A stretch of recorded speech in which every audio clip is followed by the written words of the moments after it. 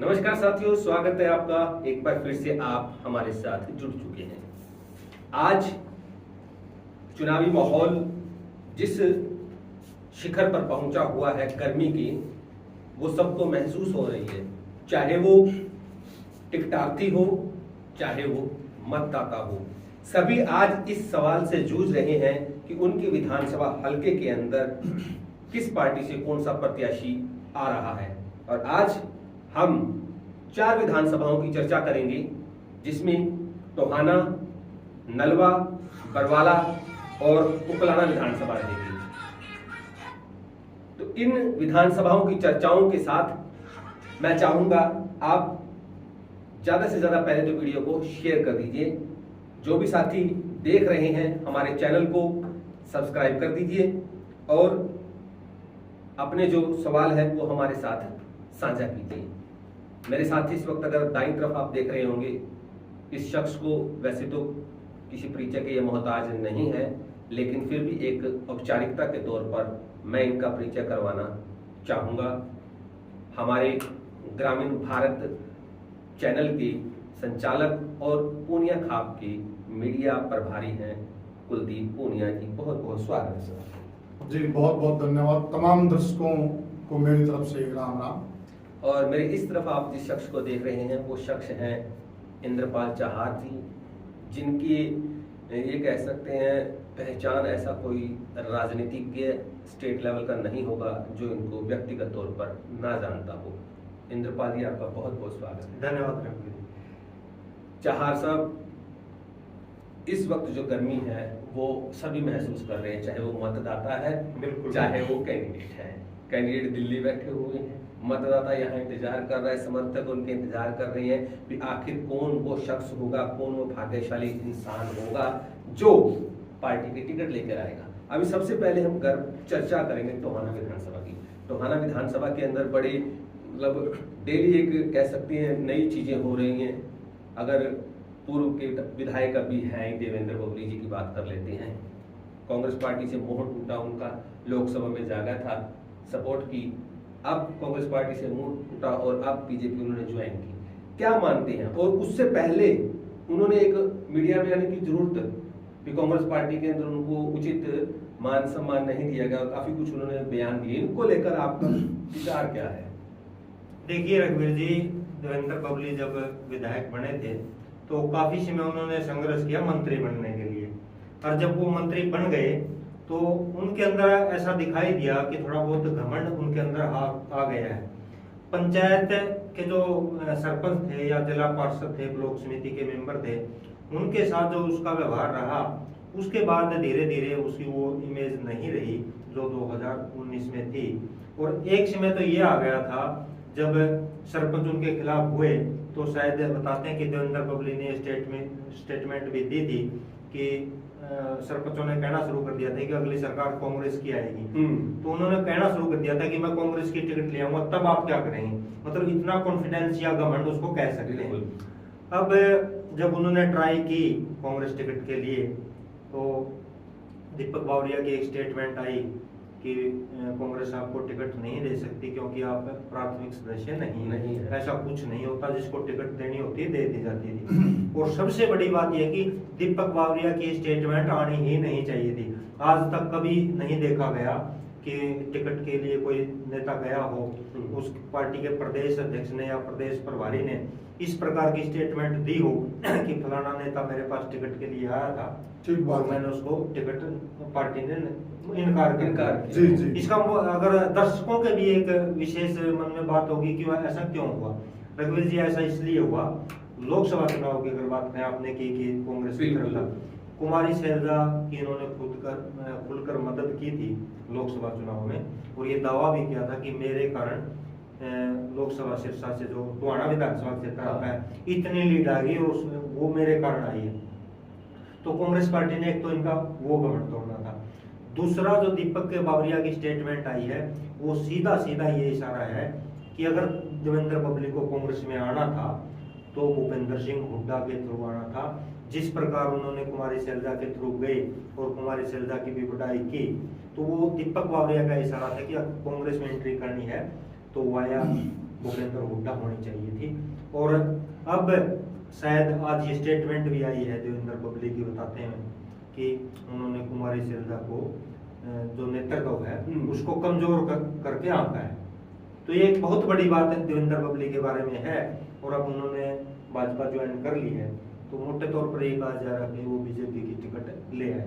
कुलदीप जी, बाबरिया जी के ऊपर सवाल उठा दिया हमारे विशेषज्ञ महोदय ने भी, उनका ये एक मंतव्य हो सकता है उनको इनकार करने का भी, वो हुड्डा के जरिए शामिल होते तो शायद उनको ज्यादा मान सम्मान मिलता। इस बात से आप कितने सहमत हैं?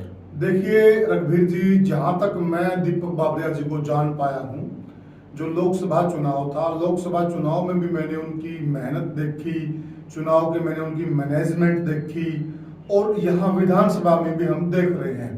एक तो हम पहले भी जिक्र कर चुके हैं कि वो पहले ऐसे प्रभारी हैं कांग्रेस पार्टी के जो ग्रास रूट पे उतरे हैं, ग्राउंड पे उतरे हैं, लोगों से मीटिंग कर रहे हैं, समुदायों से मीटिंग कर रहे हैं, समाज से मीटिंग कर रहे हैं।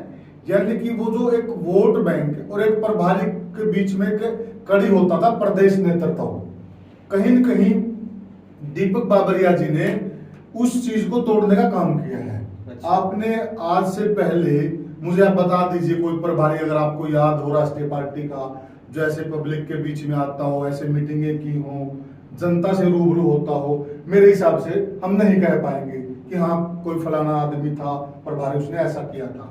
तो ये बंदा बिल्कुल जनता के बीच में जाता है। तो जो बंदा जाहिर सी बात है जनता के बीच में जाएगा, जनता से रूबरू होगा, वोटर से रूबरू होगा, तो उसको ज्यादा मामला पता होते हैं कि फलाना बंदा है वो कितने पानी में है, कद उसका क्या है। कई बार होता क्या है कि जो लोग दिल्ली चले जाते हैं बड़े नेताओं के पास, तो वो तो जाकर अपने बारे में यही बोलेंगे, जी मैं इतना बड़ा नेता हूँ, इतनी जनता मेरे पीछे है, मैं उस समुदाय से आता हूँ, मैं उस खाप से आता हूँ, बोलेंगे ना, अपनी बड़ाई करेंगे।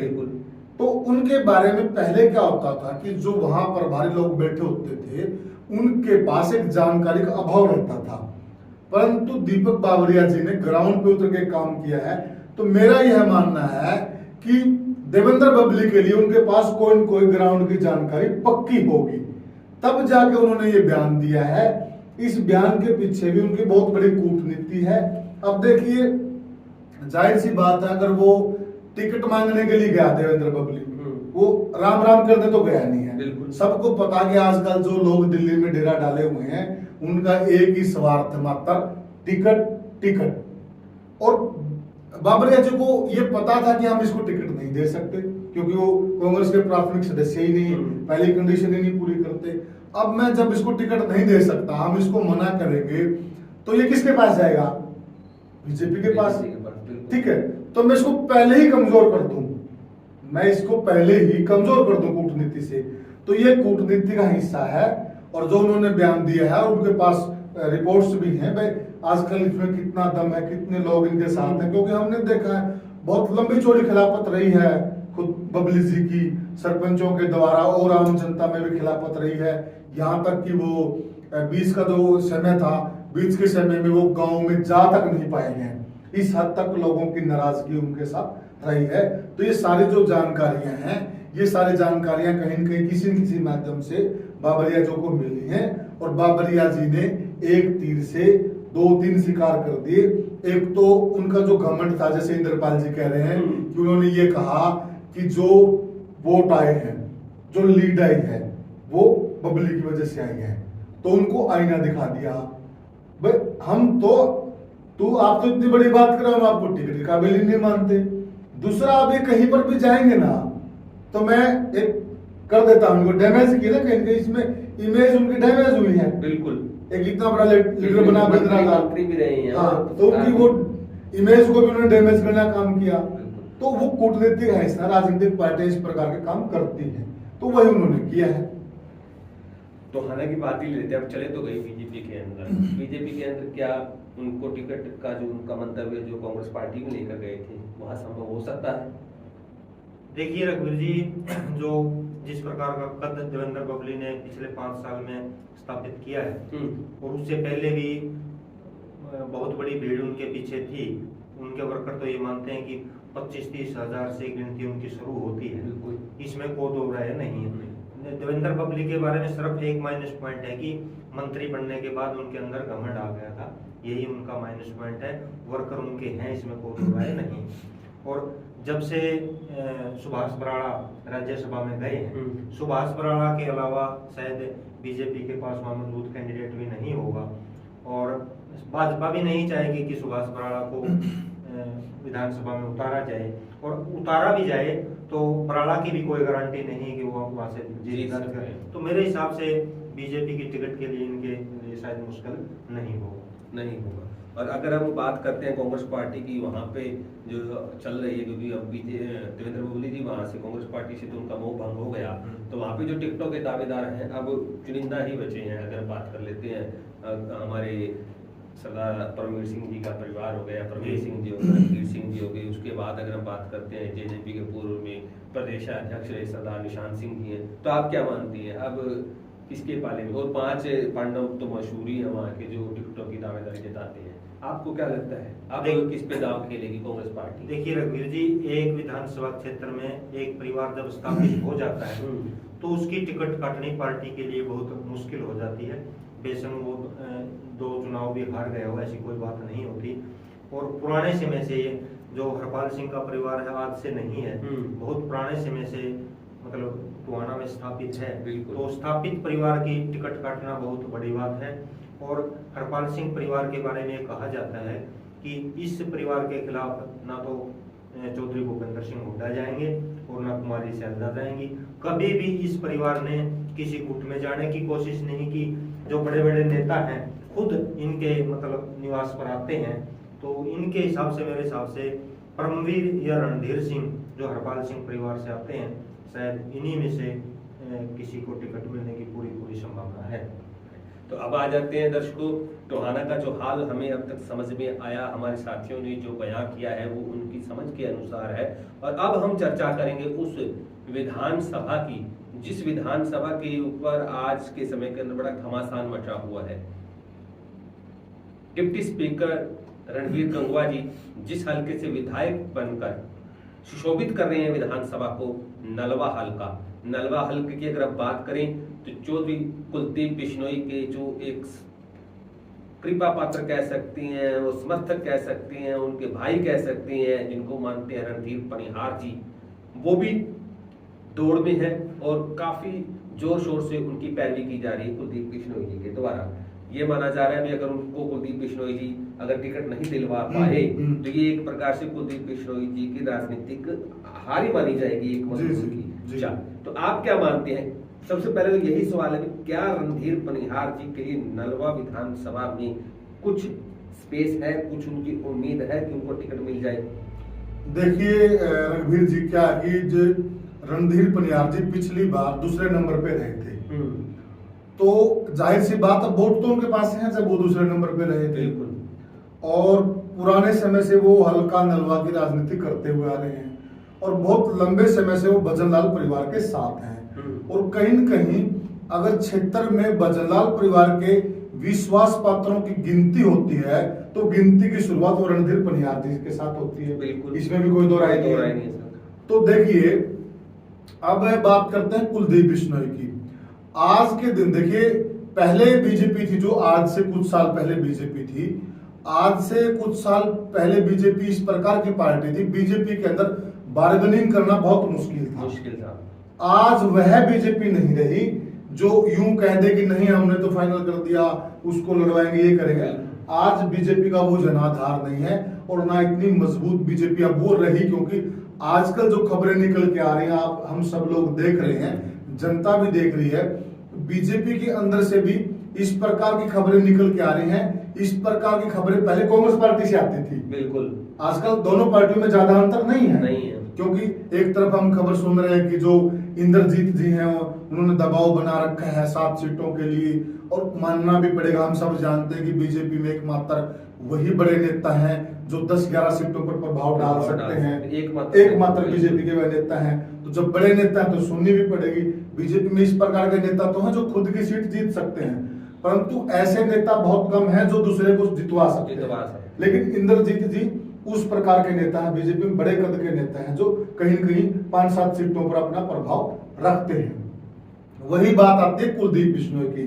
कुलदीप बिश्नोई भी इस प्रकार के नेता हैं, पूर्व मुख्यमंत्री चौधरी भजनलाल के सुपुत्र हैं, और चौधरी भजनलाल का जो बीसी वोट है और एससी वोट है बहुत लंबी अच्छी पकड़ रही है पुराने समय से, तो इनकी भी पकड़ मानी जाती है। 3-4 सीटों पे इस परिवार का प्रभाव है, इसमें कोई दो राय नहीं है। तो ये जो सीटें हैं जैसे नलवा है, हांसी है, आदमपुर है, ठीक है, फतेहाबाद है, ये चौधरी भजनलाल परिवार के प्रभाव की सीटें हैं। तो इसमें बिल्कुल मतलब इन्होंने पार्टी के आगे ये बात रखी है, देखिए रणधीर पनिहार जी क्षेत्र में मेरे हनुमान की तरह है। हनुमान की तरह बिल्कुल। अगर मैं अपने हनुमान के लिए इस टाइम अगर मैं नहीं कर पाया तो फिर मैं कब कर पाऊंगा। तो उन्होंने बिल्कुल रिक्वेस्ट की है कि रणधीर पनिवार को टिकट आप दीजिए। और दूसरी बात मैं आपको बताता हूं, जो कुलदीप बिश्नोई जी हैं वो यूं नहीं है कि वो रिक्वेस्ट करेंगे, वो खुद जिसने टिकटें देनी है, जिस कमेटी ने, उस कमेटी के उसके संयोजक हैं, वो मेंबर के संयोजक हैं, वो उसके जिसने लिस्ट फाइनल की है। लिस्ट फाइनल हो गई, ठीक है, अपर लेवल पे चली गई है, पर लिस्ट बनाने में कुलदीप बिश्नोई जी खुद संयोजक थे उसके कमेटी के। तो जाहिर सी बात, जब वो संयोजक हैं और अपने हनुमान का नाम सामने है तो पूरा जोर लगाएंगे वो। तो मैं ये मानता हूं कि वो पूरा जोर लगाएंगे। टिकट का बड़ा उत मामला होता है, अपने हरियाणवी में कहावत है, एक वो जिक्र करते हैं, इंद्रपाल जी भी करते हैं, वो प्रद्युमन जी भी करते हैं, बार बार करते हैं कि एक बार ऐसा हो गया था, सोनिया जी ने ये बोल दिया कि 10 महिलाओं को दे दो, और हरियाणा कांग्रेस के पास 9 महिलाओं का पैनल था, 10वीं महिला का पैनल ही नहीं था, लेकिन आनंद फानंद में टिकट देनी पड़ी, और वो महिला तो सोई पड़ी थी जब उसको टिकट मिली, तो वहां पर टिकट कटी, वो तो मौजूदा दिवस की भी कटी है। तो टिकट का तो देखो बहुत वो है, बहुत ही, लेकिन ये हम जरूर कह सकते हैं कि रणधीर पनिहार के लिए बहुत मजबूती से पैरवी कर रहे हैं कुलदीप बिश्नोई। तो नलवा के ऊपर आपकी एक वीडियो बड़ी चर्चा में रही है, जहां साहब बड़ा आपने उसमें निकाल के दिए थे समीकरण। तो अगर अब रणधीर पनिहार जी, सिंपल सी बात है, कुलदीप बिश्नोई जी के लिए भी ये एक परीक्षा की घड़ी है कि वो अपने साथी के लिए क्या टिकट लेकर आ सकते हैं या नहीं। लेकिन जिसकी टिकट कटनी है वो भी अपने आप में तुर्रम खां है, वो भी बैकवर्ड क्लास के बड़े नेता है, डिप्टी स्पीकर है रणवीर गंगवा जी। तो ये कैसे संभव हो सकता है उनकी टिकट कट जाए? देखिए रघुवीर जी, जैसा कि कुलदीप ने शुरू में कहा था कि रणधीर पनिहार दूसरे नंबर पर रहे थे, यहाँ ये बात भी गौर करने योग्य है कि रणधीर पनिहार दूसरे नंबर पर कांग्रेस पार्टी की टिकट के प्रत्याशी के तौर पर रहे थे, क्योंकि उस समय कुलदीप बिश्नोई भी। अगर नलवा की बात करें तो नलवा में कुमार बिरादरी के भी ज्यादा वोट हैं, और अगर आपने बात की रणवीर गंगवा की, तुर्रम खां बोला, तो उनकी भी टिकट काटना बहुत मुश्किल है, क्योंकि डिप्टी स्पीकर हैं और एससी का बहुत बड़ा चेहरा हिसार में तो है ही, पूरे हरियाणा में भी उनको मान सकते हैं, तो उनकी टिकट तो शायद ना कटे। जब उनका जिक्र चला बरवाड़ा शिफ्ट करने का, तो उसी पे मेरी वो स्टोरी थी। यहाँ पर उनके सामने समस्या आ गई, कुछ जो लोकल लीडर हैं बरवाड़ा विधानसभा क्षेत्र के भाजपा के, जिसमें कुछ टिकटार्थी भी हैं, तो उन्होंने विरोध नहीं किया, सिर्फ जो हाईकमान को लिखा है, बहुत सभ्य भाषा में लिखा है कि अगर रणवीर गंगवा यहाँ आते हैं तो हम उनका सहयोग नहीं कर पाएंगे। और वो सीधा सीधा इशारा उदाहरण के तौर पर रणजीत सिंह चौटाला का उदाहरण था कि जैसे लोकसभा में रणजीत चौटाला आए थे, उसी प्रकार अगर रणवीर गंगवा यहाँ आते हैं तो हम उनका सहयोग नहीं कर पाएंगे। उसके बाद बरवाड़ा विधानसभा क्षेत्र में अगर बीसी वर्ग में, खासकर बरवाड़ा में कुमार बिरादरी आती है, तो यहाँ से रामनिवास घोडेला है, भूपेंद्र गंगवा है, सुभाष टाक हैं और राजू तलवंडी हैं। 4 नेता और हैं कुमार बिरादरी के, और इनमें से कम 1 या 2 नेता, चाहे इन लोग बसपा गठबंधन की टिकट पर आओ या फिर कांग्रेस की टिकट पर आओ, विजेंद्र पंगारिया भी इसमें आ जाते हैं, तेसरा गठबंधन में आ गए, 6 बड़े लीडर हो सकते हैं इनमें। और तो वर्मा जी भी, एक हरीश वर्मा जी भी अभी आए हैं, नहीं वो उसमें सस्पेंस है, वो सोनी है, सुनार बिरादरी से, बैकवर्ड क्लास में तो आते हैं, दारा सिंह जी मीरपुर से, वो नहीं, सुनार बीसी में नहीं आते, नहीं बीसी चलो छोड़ो उसको, ये बात है। मैटर अलग है। तो रणबीर गंगवा के लिए ये इतना सेफ नहीं है यहाँ, क्योंकि बीसी के कुमार बिरादरी के बहुत बड़े बड़े नेता यहाँ हैं। बिल्कुल। और जो जाट बिरादरी के मतदाता हैं वो बीजेपी के खिलाफ हैं, और जाट बिरादरी का लगभग 48 और 52,000 के आसपास मतदाता बरवाड़ा विधानसभा क्षेत्र में है, जो कि 1/4 से भी ज्यादा है। 1,80,000 के आसपास शायद मतदाता होंगे, जिसमें से अगर 52,000 जाट मतदाता हैं तो वो शायद बीजेपी को नहीं देंगे। और कुमार बिरादरी का अगर मतदाता डिवाइड हो गया तो रणबीर के लिए यहाँ समस्या पैदा हो सकती है। इसी बात को ध्यान में रखते हुए ऐसा प्रेशर बनाया जा रहा है कुमार बिरादरी द्वारा। सच्चाई है या नहीं है ऐसा मुझे नहीं पता, लेकिन समाचार जो ऐसे जरूर प्राप्त हो रहे थे कि जो आदमपुर के कुमार हैं उन्होंने किसी न किसी तरह से संदेश देने की कोशिश कुलदीप बिश्नोई को की है कि आदमपुर के कुमार बिरादरी के मतदाताओं ने हमेशा ही भजनलाल परिवार को वोट दिया है। अगर रणवीर गंगवा की टिकट बरवाड़ा शिफ्ट हुई, नलुआ के और जो आदमपुर के कुमार हैं उनकी आपस में रिश्तेदारियां हैं, वो सिस्टम घूमता है। उन्होंने कहा कि फिर आदमपुर के जो कुमार हैं वो भजनलाल परिवार का मतलब मदद नहीं कर पाएंगे। और अब आज से या कल से कह सकते हैं, जो सोशल मीडिया की रिपोर्ट आ रही है, जिस प्रकार से रणवीर गंगवा के भी इंटरव्यू आए हैं, दोबारा रणवीर गंगवा को नलुआ में शिफ्ट करने की तैयारियां हो रही हैं, क्योंकि जो रणधीर पनियार हैं वो हमेशा से ही, जैसा कुलदीप जी ने कहा था कि भजनलाल परिवार के नजदीक हैं, तो जिस प्रकार की स्टेटमेंट कई बार आई है कुलदीप बिश्नोई की, और जिस प्रकार से रणधीर पनियार उस परिवार के नजदीक हैं, खासकर जाट बिरादरी के जो स्टेटमेंट आई है तो कुलदीप की 36 का जो नारा उन्होंने दिया था, उसके कारण मुझे लगता है कि नलुआ विधानसभा क्षेत्र का जो जाट मतदाता है वो इतना सहयोग पनिहार का नहीं कर पाएगा। और जो वहां का कुमार बिरादरी का मतदाता है, उनके नेता की अगर से बरवाड़ा टिकट शिफ्ट होती है तो शायद वो भी मदद नहीं करेगा। तो हो सकता है इस तरह की जो रिपोर्ट आ रही है उसके बाद शायद कुलदीप बिश्नोई ही रणधीर पनियार की मदद करने के लिए उठा हट जाए, ऐसा हो सकता है। या ये भी हो सकता है भी दो बिल्लियों की लड़ाई में या बंदरों की लड़ाई में बिल्ली बाजी मारती है, हमें सुनना है, हमें पता लगा है, ऐसी चर्चा सी आई, एक साथी ऐसे भी है, ऐसी रिपोर्ट आई है, संघ आगे आया है इस मैटर में, और ऐसे भी समाचार प्राप्त हो रहे हैं कि इन दोनों की लड़ाई में हो सकता है नलुआ से इन दोनों की टिकट विकट जाए। और 3 ऐसे चेहरे सामने आए हैं जो वहां संभावित हो सकते हैं। बड़ा नाम है कैप्टन भूपेंद्र, जो बरवाड़ा से भी ट्राई में है और नलुआ से भी। एक नाम ऐसा है जिसको भाजपा ने आज तक कुछ नहीं दिया, सिर्फ काम लिया है, नरेश नैन का। उनका जो निवास है वो भी आजाद नगर में है, और आजाद नगर का जो एरिया है वो नलुआ में आता है। तो नरेश नैन ने आज तक संघर्ष किया है, पार्टी ने उन्होंने कुछ नहीं दिया।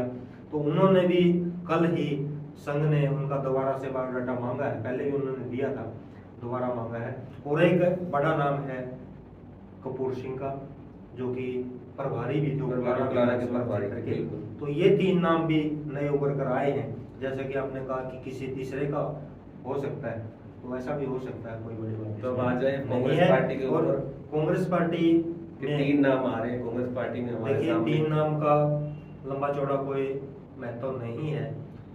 नलुआ विधानसभा क्षेत्र से 100% आप चंद्र प्रकाश को मान सकते हैं, जो रिटायर्ड आईएएस हैं। बिल्कुल, क्योंकि संपत सिंह जो पूर्व मंत्री हैं, वित्त मंत्री रहे हैं, वो काफी समय से चौधरी भूपेंद्र सिंह हुड्डा के साथ जुड़े हुए थे। पिछले दिनों उनको कुमारी सैलजा के पास देखा गया। सूत्र ये बता रहे हैं कि चौधरी भूपेंद्र सिंह हुड्डा ने उनको साफ कह दिया था कि अगर आपने चुनाव लड़ना है तो आदमपुर से लड़ सकते हैं, नलुआ विधानसभा क्षेत्र में आपको टिकट नहीं है। और शायद इसीलिए मैं कुमारी सैलजा उनकी मदद कर दें नलुआ में टिकट के लिए, वो चौधरी भूपेंद्र सिंह हुड्डा को छोड़कर कुमारी सैलजा की तरफ चले गए हैं। तो यहाँ मुझे लगता है कि चंद्र प्रकाश यहाँ से हो सकते हैं, क्योंकि मेरे कुलदीप की भी कई बार डिस्कस हुई है। ऐसे समाचार भी प्राप्त हो रहे हैं इस बार कि भूपेंद्र सिंह हुड्डा जिस प्रकार से 2019 में 4 जाट प्रत्याशी मैदान में उतारे थे लोकसभा में, और 2024 में 2 उतारे हैं जाट, इसी प्रकार भूपेंद्र सिंह हुड्डा की ये सोच हो सकती है कि जो जाट बिरादरी का मतदाता है वो भूपेंद्र सिंह हुड्डा के कारण कांग्रेस को टिकट देगा। अगर ज्यादा से ज्यादा टिकट दूसरी जातियों को दी जाए तो जो जीत की संभावना है वो पूरी बढ़ जाती है। तो हो सकता है कि इस चुनाव में जाट नेताओं को कांग्रेस की तरफ से कम ठीक। मतलब टिकट मिले। और चंद्र प्रकाश का दावा इसलिए मजबूत है कि बीसी का वोट वो अपने लेवल पे ले जाएंगे और जो जाट का वोट है वो भूपेंद्र सिंह हुड्डा के कारण उनको मिल सकता है। क्या मानते हैं ये ऐसा रणवीर जी, हमने पहले चर्चा भी की है, मैंने स्टोरी भी लगाई थी हमने कि इस बार को कांग्रेस पार्टी से जाटों की टिकटें कटनी तय है। वो इसी आधार पे स्टोरी थी, उसका बेस यही था जैसा इंद्रपाल जी ने बताया कि भूपेंद्र सिंह हुड्डा, आपने कई बार ओम प्रकाश चौटाला का भी शासन देखा होगा, ओम प्रकाश चौटाला भी इस प्रकार के प्रयोग करते थे।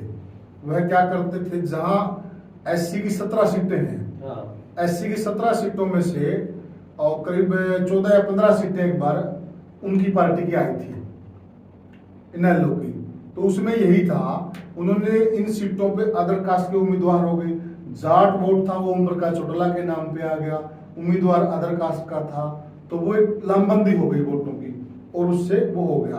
तो इस बार कांग्रेस भी ये नीति अपना रही है, भूपेंद्र सिंह हुड्डा की भी ये है, लेकिन इसमें जाटों का नुकसान तो जाहिर सी बात है, क्योंकि एक तरफ तो कांग्रेस पार्टी लगभग 30 के आसपास 28-30 टिकटें जाटों को देती रही है, आप शुरू से उठा के देख लीजिए।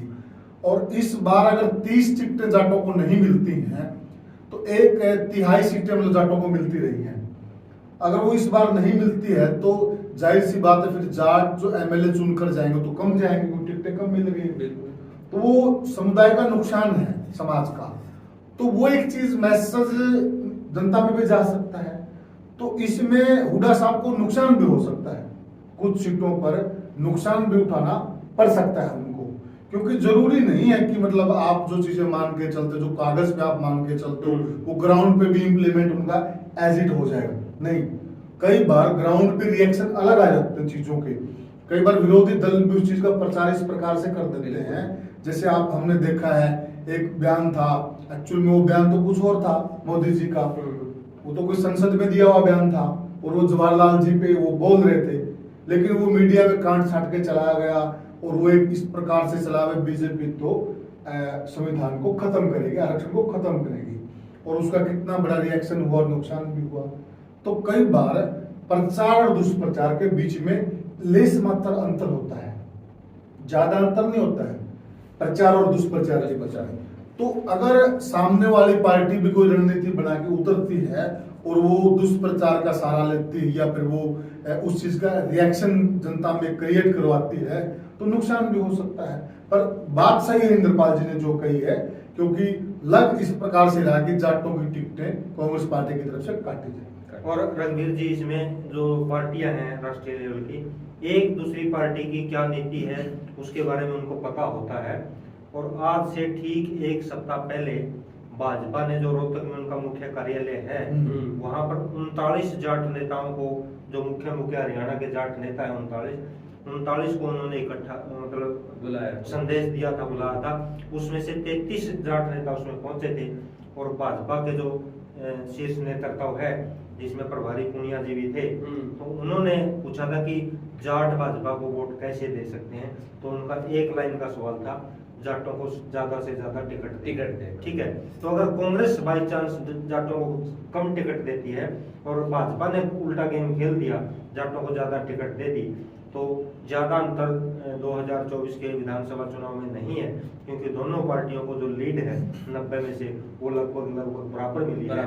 तो जाटों को अगर बीजेपी ने ज्यादा टिकट दे दी तो गेम चेंज हो सकता है, कोई बड़ी बात नहीं। एक बात अभी भी तो आएगी इंद्रपाल जी निकल के, रघुवीर जी, अभी जो जानकारी आ रही है पार्टी के अंदर से, बीजेपी के अंदर एक चर्चा हुई, जैसे इंद्रपाल जी कह रहे हैं कि भाई जाट वोट बीजेपी को कम पड़ता है, जो कि तो ये चर्चा पूर्ण सत्य नहीं है अपने आप में, क्योंकि जाट भी बीजेपी को वोट डालते हैं, ऐसा कुछ नहीं है।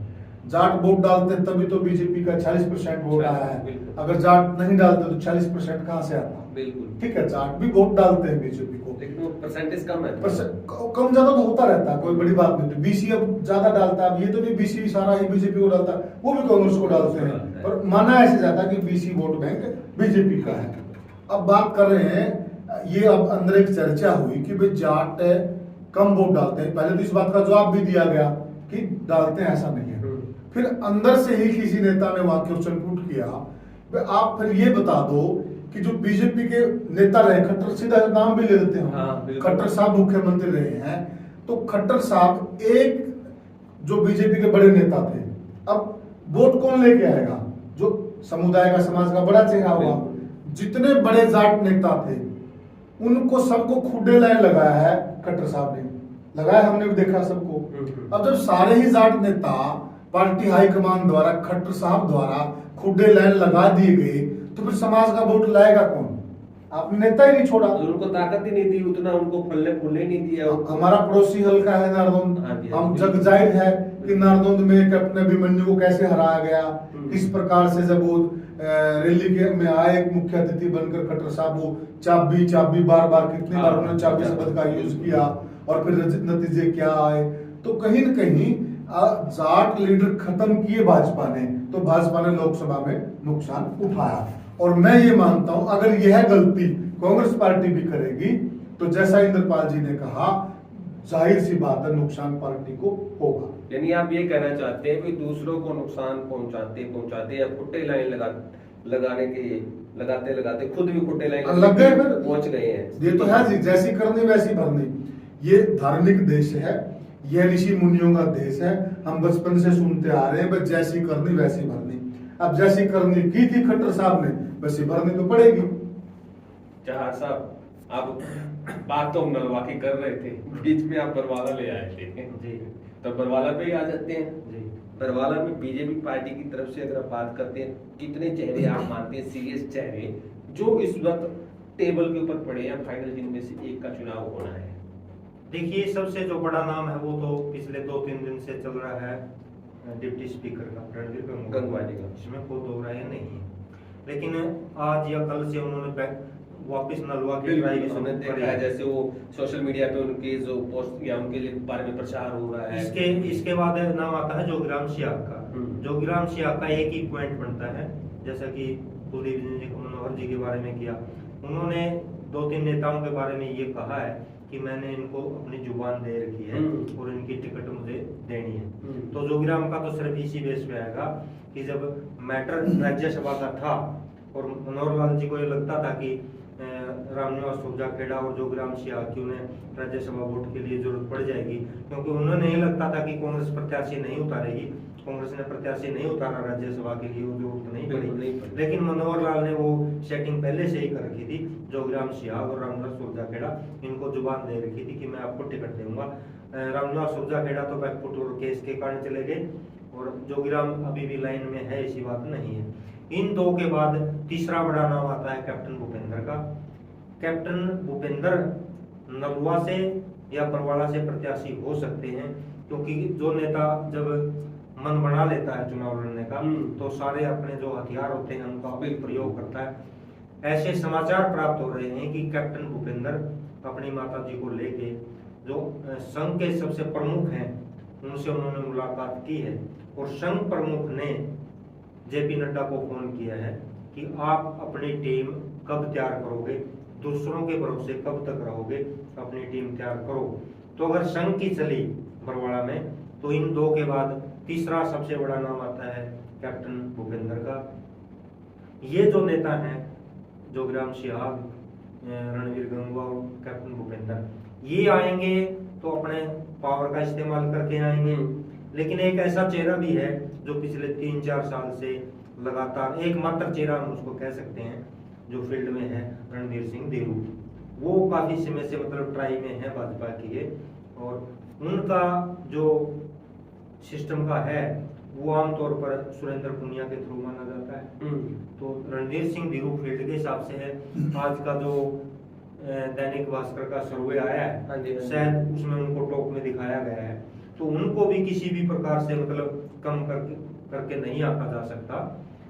इसके बाद बात हमने नलवा से नरेश नैन की थी, तो बरवाड़ा से वो भी ट्राई में है। अच्छा, तो ये 4-5 चेहरे हैं। बरवाला नलवा आपस में बदले करेंगे। देखिए का साथ होगा जो बरवाड़ा विधानसभा क्षेत्र है एक प्रकार से आप मान सकते हैं कि 40,000 के आसपास जो वोट हैं वो मिलगेट एरिया और लडुआ, बघाना, सातरोड जो ये एरिया है हिसार के आसपास का, उसके आसपास ये है, हिसार से जुड़ा हुआ है। और जो नलवा है वो उस जो जवाहर नगर की बेल्ट है वो भी उससे जुड़ा हुआ है। तो इस प्रकार से आपसी में जुड़ जाते हैं। कई नेता जो ट्राई करते हैं वो अगर एक जगह तुक्का ना लगे तो दूसरी जगह भी वो ट्राई में रहते हैं। जी क्या मानते हैं बरवाला से बीजेपी का, आप चेहरा बता दो, आपको क्या लगता है जिसके चांसेस सबसे ज्यादा हैं बरवाला विधानसभा? देखिए, मैं चेहरे पर भी आऊंगा। जैसा कि इंद्रपाल जी ने 2-3 नेताओं का नाम लिया, जिसमें कैप्टन भूपेंद्र जी का नाम लिया। देखिए रघुवीर जी, ये सच है, सच्चाई है। कैप्टन भूपेंद्र जी बीजेपी के वह नेता हैं जो बहुत लंबे समय से पार्टी की सेवा कर रहे हैं। बिल्कुल। इनके पिताजी ने भी बीजेपी के और संघ की बहुत सेवा की है। बहुत पुराना परिवार है, संघी परिवार है, और बहुत सारे लोग इधर उधर चले गए हैं, लेकिन यह एक ऐसा परिवार है निरंतर यह बीजेपी में बने रहे बगैर कोई पद की। न कभी आपने इनका एक छोटा सा भी विवादित बयान देखा हो। नहीं। बहुत सभ्य आदमी हैं, बहुत सज्जन पुरुष हैं, बहुत अच्छे स्वभाव के हैं, और रणनीति कूटनीति तो इस बंदे को आती ही नहीं है, हम सब जानते हैं। बिल्कुल जानते हैं। बिल्कुल स्पष्टवादी हैं।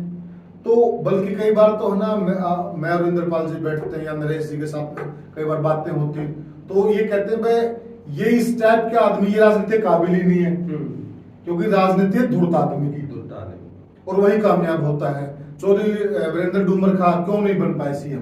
क्योंकि धूर्त नहीं है, स्पष्टवादी रहे हैं वो भी। तो ये भी इसी क्लास के हैं, बड़े स्पष्ट आदमी हैं, बहुत अच्छे आदमी हैं।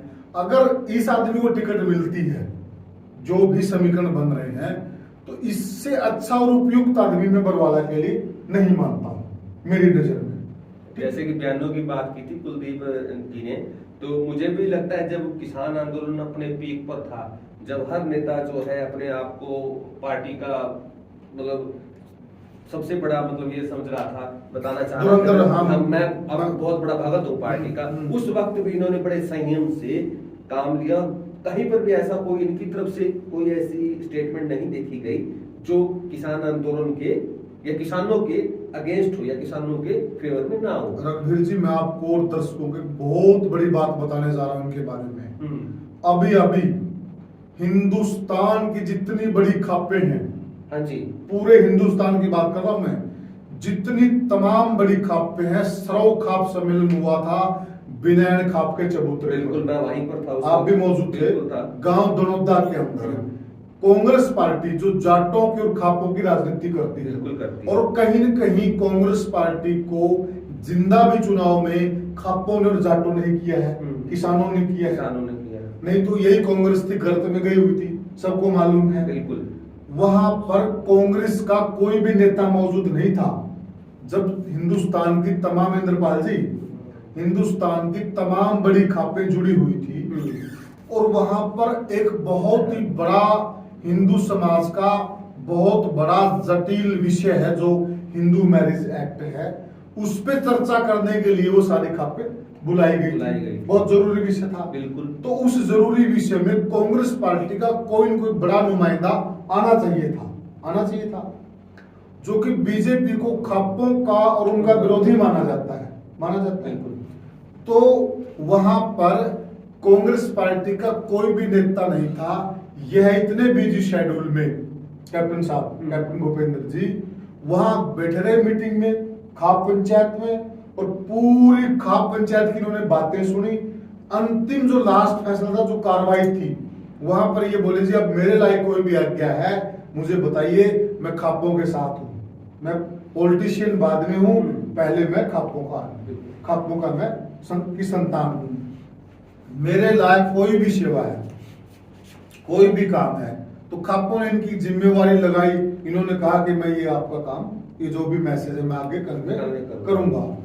तो अब आप ये देख लीजिए, जो आदमी मतलब खापों में, बड़ी पंचायतों में किसान आंदोलन पर कुछ नहीं बोला, तो वो नेचर वाइज और जो हमारे संस्कृति है, मूल्य है, रीति रिवाज है, उनको भी वो बखूबी जानते हैं। यहाँ से ये प्रतीत होता है। तो एक बहुत अच्छा और एक बहुत मुफीद चेहरा हो सकता है, सामाजिक चेहरा है, बिल्कुल। इसमें अगर मैं थोड़ा सा अगर एक दो बातें अगर और ऐड ऑन करना चाहूँ, पार्टियां बार बार बात करती हैं अपने कैडर वोट की, बार बार चर्चा होती है हमारा इतना वोट बैंक है, हमारा इतना वोट बैंक है। जब इतना वोट बैंक, और एक बात और भी है, यहाँ से लोकसभा के अंदर विधानसभा सीट यहाँ से जीती थी बरवाला की, तो कम से कम पार्टी को तो अगर किसी पे हाथ ये कहते हैं इनको समझ मतलब राजनीतिक अनुभव कम है, ये है वो, तो वहां पर भी अगर ये देखा जाए तो एक सच्चे ईमानदार व्यक्ति है, सभी के साथ मिलनसार है, तो वहां पर भी इनका जो है चांस बनता है, और हो सकता है कि आ जाए। अब वो दुरुस्त है पार्टी से, बिल्कुल कुछ भी हो सकता है, पार्टी का कुछ नहीं पता। जब किसी को मुख्यमंत्री बनाना हो तो चुनाव लड़ा के मुख्यमंत्री भी बना देते हैं। यहाँ पर बीजेपी का तो ये सिस्टम हमने बहुत अच्छे से देखा है। तो यहाँ पर अगर हम बात करें कांग्रेस पार्टी के अंदर बड़ी बरवाला के अंदर अगर हम बात करें तो बड़ी मारामारी मची हुई है टिकट के लिए। हुड्डा गुट और सैलजा गुट दोनों की बात करें तो दोनों आपस में अगर ये कहते हैं इनका द्वंद करवा दिया जाए, मल्लयुद्ध करवा दिया जाए, दोनों तरफ बराबर के कबड्डी का मैच इनका हो भी सकता है। तो क्या लगता है बाजी कौन सी गुट की होगी, यहाँ पर जीत प्राप्त होगी? देखिए रघुवीर जी, बताया जा रहा है कि कांग्रेस पार्टी की तरफ से कुछ सीटों पर तो सिंगल नाम भेजे गए हैं, कुछ सीटें ऐसी हैं जहाँ 2 नाम भेजे गए हैं, और हिसार जिले की कई सीटें ऐसी हैं जहाँ पर 2 से ज्यादा नाम भेजे गए हैं। 4-5 नाम तक सबसे ज्यादा जो संघर्ष है वो कांग्रेस पार्टी का हिसार जिले में है, जितने 7 विधानसभा क्षेत्र हैं।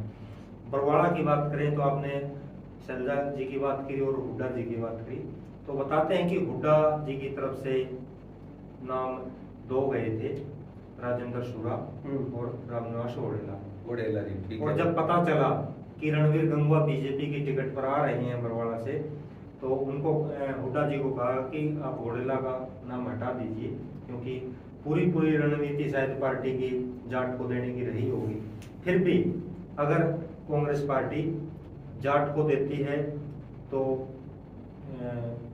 कृष्ण सातरोड़, राजेंद्र सूरा, 2 बड़े नाम है, राजेंद्र सूरा हुड्डा जी की तरफ से, और कृष्ण सातरोड़ रणदीप सिंह सुरजेवाला और कुमारी सैलजा की तरफ से। तो सबसे आगे चल रहे हैं, सबसे आगे ये चल रहे हैं। अगर बीसी की आई, क्योंकि सबसे पहले तो बरवाड़ा की सीट पर यह तय होगा कि ये किस वर्ग को जाएगी, बीसी वर्ग को जाएगी या जाट को जाएगी। अगर बीसी की बात आई तो यहाँ 3-4 नाम हैं। रामनिवास ओडेला सबसे ऊपर है, इसमें बहुत हो रहे हैं, चौधरी भूपेंद्र सिंह हुड्डा की तरफ से, और विजेंद्र पंघाड़िया। अगर किसी भी प्रकार से रामनिवास ओडेला का नाम पीछे चला जाता है, क्योंकि केस कास का भी सिस्टम इसमें आगे आ जाता है, अगर ऐसा निर्णय पार्टी लेती है, राहुल गांधी का खुद का को टिकट नहीं दी जाएगी, तो एक बड़ा नाम कुमार बिरादरी से आता है विजेंद्र पंघाड़िया का, जो कि काफी मजबूत भी दिखाई देते हैं, क्योंकि 11,000 की जो लीड है बीजेपी की लोकसभा चुनाव में, उसको अगर तोड़ना है और बीसी से कोई आता है तो कुमार बिरादरी से देना पड़ेगा, क्योंकि कुमार बिरादरी के वोट मतदाता को आमतौर पर वर्तमान समय में बीजेपी का माना जाता है, तो वो उसको तोड़ के कौन ला सकता है। 11,000 की लीड अगर तोड़नी है तो कम से कम 6 या 7,000 मतदाताओं को टर्न करना पड़ेगा। तो ये कोई ऐसा ही लीडर कर सकता है जो बिरादरी बीजेपी की तरफ लगी हुई है उसको तोड़ने की। और अगर कुमारी सैलजा की तरफ से बात करें तो इसमें भूपेंद्र गंगवा नंबर 1 पे है, वो 2 राय नहीं है, उन्होंने रैली भी बरवाड़ा में की थी, बहुत बढ़िया। कुमारी सैलजा की तरफ से नंबर 1 पे ये हैं।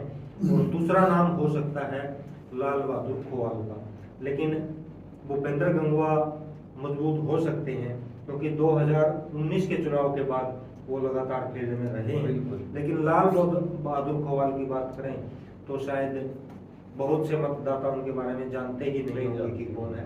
ये अगर चेहरा आया तो एक प्रकार से हम बहुत कमजोर इसको मान सकते हैं। बरवाला के अंदर कांग्रेस पार्टी के इस घमासान के अंदर आप क्या मानते हैं? 2 नाम आप बता दीजिए मुझे, केवल 2 नाम इनमें से टिकट जा सकती है, चाहे वो बीसी बिरादरी की हो चाहे वो जाट बिरादरी। देखिए रघुवीर जी, जैसा कि इंद्रपाल जी ने कहा, क्योंकि सबसे पहले तो पार्टी को ये यहाँ पर ये डिसाइड करना पड़ेगा कि उन्हें टिकट किस वर्ग में देनी है, उसके बाद मतलब सारी चीजें तय होंगी। जब वर्ग तय हो जाएगा तो वही बात है जैसा इंद्रपाल जी ने कहा, मेरा भी यही मानना है, अगर वो जाट वर्ग को देंगे तो जाट वर्ग में 2 नाम सबसे आगे चल रहे हैं। एक कृष्ण सातरोड़ का है सैलजा गुट की तरफ से, और उधर से डॉक्टर राजेंद्र सुरारा है। अगर यह टिकट आती है बीसी वर्ग में तो यहाँ से कुम्हार बिरादरी का बड़ा नाम है गोरेला जी, और उसके बाद सरपंच साहब हैं विजेंद्र पंघालिया, तो इनका दाव लग सकता है। और लगभग अभी तक जो कयास जो रिपोर्टें आ रही हैं, अभी तक ये रिपोर्ट है कि यहाँ जाट वर्ग को कांग्रेस देने वाली है। अब 2 घंटे बाद एक आधे घंटे या 20-20 मिनट में मतलब नई नई रिपोर्ट्स आ रही है, नए नए कयास लग रहे हैं। साथियों, वीडियो को ज्यादा से ज्यादा शेयर कर दीजिए। अब हम चर्चा करेंगे थोड़ी देर में उपलाना हल्के की। दर्शक भी कमेंट सेक्शन में लिखेंगे उपलाना का जिक्र करो। बिल्कुल बिल्कुल, तो आप थोड़ा ध्यान रखिए, वीडियो को ज्यादा से ज्यादा शेयर कीजिए। हम इतनी मेहनत करके इतने आंकड़े जुटाकर आपके लिए जानकारी लेकर आते हैं, तो आपका भी ये फर्ज बनता है हमें सपोर्ट करने का। तमाम साथियों में शेयर कर दो, जो जिस चैनल पे देख रहे हैं उसको शेयर कीजिए। आप तो आपने शायद खाना खा लिया, हमने खाना भी नहीं खाया, आपके लिए वीडियो बनाने बैठे हुए हैं, तो आप सबसे हमारा नम्र निवेदन है, आपका प्रेम हमें मिलते रहना चाहिए साथियों। क्या कह रहे थे सर आप, बीच में मैंने रोका आपको? मैं ये कह रहा था कि नलवा और बरवाड़ा उलझे हुए हैं, दोनों के जैसे कुलदीप जी कह रहे हैं कि घंटों के हिसाब से रिपोर्ट बदलती है। 2014 और 2019 दोनों विधानसभा चुनाव में कांग्रेस पार्टी की तरफ से बीसी के नेता हारे हैं। और नलवा की अगर बात करें 2014 और 2019 में कांग्रेस पार्टी की तरफ से जाट नेता या प्रत्याशी हारे हैं। तो नलवा और इसका इसलिए संबंध है, अगर खासकर रणवीर गंगवा से, रणवीर गंगवा यहाँ रहते हैं तो और समीकरण बनते हैं, रणवीर गंगवा वापिस नलवा चले जाते हैं तो और समीकरण बनते हैं। तो जो बरवाड़ा विधानसभा क्षेत्र है इस रणवीर गंगवा के मैटर में उलझा हुआ है। यहाँ पर अब एक चर्चा और मैं बीच में करना चाहूंगा बरवाला हल्के को लेकर। राहुल गांधी जी या पार्टी नेतृत्व जो है, खड़गे जी हो गए, या बार बार एक मतलब वो चर्चा करते हैं युवाओं को हम आगे लाना चाहते हैं, महिलाओं को हम आगे लाना चाहते हैं। हिसार के अंदर जी कांग्रेस पार्टी की तरफ से मुझे ऐसा कोई महिला चेहरा नहीं दिखाई दिया। लेकिन अगर बरवाला हल्के की बात करते हैं तो पिछले दिनों संजना साथरोड ने एक धमाकेदार जो जनसभा की थी, जिसकी गूंज जो है वो हाईकमान तक भी पहुंची है। और वो चेहरा हमें पता लगा है पिछले 3 से 4 दिन हो गए हैं, वो दिल्ली के अंदर ही बैठा हुआ है, पार्टी नेतृत्व ने उनको बुलाया है। तो क्या लगता है, क्या वो ऐसा चेहरा हो सकता है? महिलाओं को भी तो रिप्रेजेंटेशन चाहिए ना, महिलाओं के लिए तो कुछ सोच ही नहीं रहा है। कांग्रेस पार्टी की अगर हम बीजेपी की बात करते, अगर हिसार से बात करते तो जिंदल परिवार से सावित्री जिंदल या शालू जिंदल जी का नाम महिला का आ रहा है, कहीं भी आ रहा है। लेकिन कांग्रेस पार्टी से कौन सा ऐसा महिला चेहरा है? किसी को तो रिप्रेजेंटेशन देनी पड़ेगी ना। आपको क्या लगता है, क्या उनका दाव लग सकता है? रघुवीर जी देखिए, संजना साथरोड की बात आपने की, प्रत्येक नेता की अपनी अपनी रणनीति होती है। और मुझे लगता है कि संजना साथरोड का जो परिवार है एक बहुत बड़ी राजनीतिक भूल उन्होंने की है, क्योंकि जितनी मेहनत उन्होंने की है वो आज तक किसी के साथ लग के नहीं की, ना बीजेपी के साथ लग के, ना कांग्रेस के साथ। उन्होंने एक प्रकार से अपने आप को आजाद प्रत्याशी के तौर पर दिखाने की कोशिश की है, और ये बहुत बड़ी राजनीतिक भूल उनकी है। इतनी मेहनत इन्होंने की है, अगर किसी भी एक पार्टी में 2 साल से करते तो कोई चांस नहीं था कि इनके मुकाबले में कोई आता। इन्होंने अब जो मैनेजमेंट की है पिछले 2-3 दिन से, जिस प्रकार के इनके इंटरव्यू बड़े चैनलों पर चल रहे हैं, तो एक प्रकार की मीडिया मैनेजमेंट है। उसको पार्टी हाईकमान समझता है, क्योंकि वो जो लोग हैं इतने बड़े स्तर पर गए हैं, इन्हीं चीजों से वो गुजरे हैं। तो मेरे हिसाब से मुझे नहीं लगता कि संजना साथरोड पर कांग्रेस पार्टी किसी प्रकार का विश्वास करेगी, क्योंकि जैसा कि बबली जी के बारे में बाबरिया जी ने कहा, इन्होंने बहुत देर कर दी, लोगों को भी इन्होंने गुमराह करने की कोशिश की। इनका पहली बार तब पता चला कि ये कांग्रेस में है जब कांग्रेस पार्टी के जो जिन्होंने टिकट मांगे, आवेदन किए, तब लोगों को ये पता चला कि संजना साथरोड ने कांग्रेस पार्टी के टिकट के लिए आवेदन किया है। तो इन्होंने जो इनका विजन था वो लास्ट तक क्लियर नहीं किया, और यही इनका नुकसान है। और आम जनता में इनका ये मैसेज जा रहा है कि आज तक जितनी बड़ी रैली इन्होंने की, मुझे नहीं दिखाई दी इतनी बड़ी रैली किसी भी नेता ने बरवाड़ा में की हो। लेकिन विजन इनका साफ नहीं था। अब इनके बारे में क्लैरिटी नहीं। अब ये कहा जा रहा है कि हो सकता है 2029 के लिए अपने आप को ये तैयार कर रहे हैं। कुलदीप जी, 2 लाइन का आपके इसके ऊपर कमेंट। देखिए 2 लाइन का तो नहीं होता मेरा कभी भी। तो रघुवीर जी, जैसा कि इंद्रपाल जी ने कहा, देखिए मैं एक चीज कहना चाहूंगा, जो यह कंसेप्ट पकड़ के चल रहे हैं, ये पूरा परिवार, नेहरा परिवार बहुत ही अच्छा कंसेप्ट पकड़ के चल रहे हैं। राजनीति भी है ना, पहले वाली राजनीति नहीं होगी, अब राजनीति में भी सारे दाव पे चलते हैं और राजनीति के लिए भी स्क्रिप्ट लिखी जाती है। जो पीके है, प्रशांत चौधरी है, प्रशांत चौधरी आजकल भारत का जाना माना चेहरा है, बिल्कुल है, ठीक है। योगेंद्र यादव जाना माना चेहरा, उनका यही काम है, वो राजनीति के लिए रणनीति बनाते हैं, बहुत बड़े रणनीतिकार हैं। मुझे नहीं पता इनका कौन रणनीतिकार है, इस चीज में तो ये चूक गए जो इंद्रपाल जी कह रहे हैं। परंतु जो जनता के साथ जुड़ना है, किस चीज को पकड़ के चलना है, क्या कंसेप्ट चाहिए, ट्रैक्टर पे चलना है, बच्चों को बुलवाना है, महिलाओं को जोड़ना है, तीर्थ यात्रा पे भेजना है, कौन से मंदिर में जाना है, इनका जो कंसेप्ट बहुत जबरदस्त है साहब, बहुत ही जबरदस्त कंसेप्ट पकड़ के ये लोग चल रहे हैं। रही बात जो इंद्रपाल जी ने भी कहा, मैं भी यही इशारा कर रहा हूँ, टिकट शायद इनको इस बार ना मिले, ये मेहनत बहुत कर रहे हैं, ठीक है। परंतु बहुत युवा है, सारी तो उम्र पड़ी है, कौन सी जल्दी है, बहुत उम्र पड़ी। मुझे एक नाम बता दीजिए आप इस क्षेत्र की राजनीति में जो 6-7 महीने से राजनीति में सक्रिय हुआ हो और उन्होंने इस लेवल की रैली की हो, बरवाला में इतनी जनता को जोड़ा हो, इतना क्रेज हो, मुझे एक नाम बता दीजिए आप। बहुत बढ़िया चल रही है। तो इस बात से तो सभी सहमत है, चाहे वो सीआईडी वाले हैं, चाहे वो मीडिया बंधु हैं, चाहे वो आम जनता भी है, सबके मुंह से एक बात तो निकल रही है कि इतना बड़ा हमने जो जन सैलाब है वो आज तक कभी भी इस मंडी के अंदर नहीं देखा। तो अब दर्शकों आप चलते हैं हिसार, हरियाणा की सबसे हॉट सीट हिसार जिले की भी, जिसका चर्चा जो है वो सीधा और सीधा जो कनेक्ट है, संबंध है सीएम फेस से जुड़ता है कुमारी शैलजा जी का गृह क्षेत्र उकलाना हल्का। उकलाना के अंदर जो चर्चाएं चल रही हैं, अभी आज एक स्टेटमेंट हमने देखी है, ये पता लगा है भी उन्हें परमिशन मिल गई है, ऐसी स्टेटमेंट आई भी उन्हें परमिशन मिल गया हाईकमान जो चुनाव लड़ने के लिए ऊपर से रणदीप सिंह सुरजेवाला जी का भी नाम उनमें शामिल है। तो क्या लगता है अब कुमारी शैलजा जी विधानसभा उकलाना से उतर रही हैं, क्योंकि बार बार वो जिक्र कर चुकी है मुझे विधानसभा चुनाव लड़ना है, अगर इच्छा जताई है, लड़ने की इच्छा जताई है, परमिशन ली है, तो ये माना जाए कि उकलाना विधानसभा से कुमारी शैलजा जी कांग्रेस का चेहरा होंगी। रघुवीर जी देखिए, सबसे पहले तो जो आपने बात की परमिशन की, वो सोशल मीडिया की रिपोर्ट है, उन पर हम ऑथेंटिक रिपोर्ट विश्वास नहीं कर सकते, क्योंकि सोशल मीडिया में अनाप शनाप इस समय चलता है। ठीक, अगर परमिशन ली है तो वो अलग बात है, और नहीं ली है तो एक वो अलग पॉइंट बन जाता है। बात यहाँ की है कुमारी शैलजा के चुनाव लड़ने की। जैसी रिपोर्ट प्राप्त हो रही है उसमें ऐसा कहा जा रहा है कि नरेश सेलवाल उकलाना विधानसभा क्षेत्र में सबसे मजबूत प्रत्याशी हैं, और हाई कमान में भी जो सर्वे गए हैं, जो रिपोर्ट गई है, वो यही गई है कि नरेश सेलवाल मजबूत प्रत्याशी हैं। और हम भी जब फील्ड में रहते हैं तो किसी से भी पूछ लो, यही जाता है कि नरेश सेलवाल मजबूत प्रत्याशी हैं। तो अब ये रिपोर्ट प्राप्त हो रही है कि अगर नरेश सेलवाल की टिकट कटती है तो सिर्फ कुमारी शैलजा के कारण कटती है।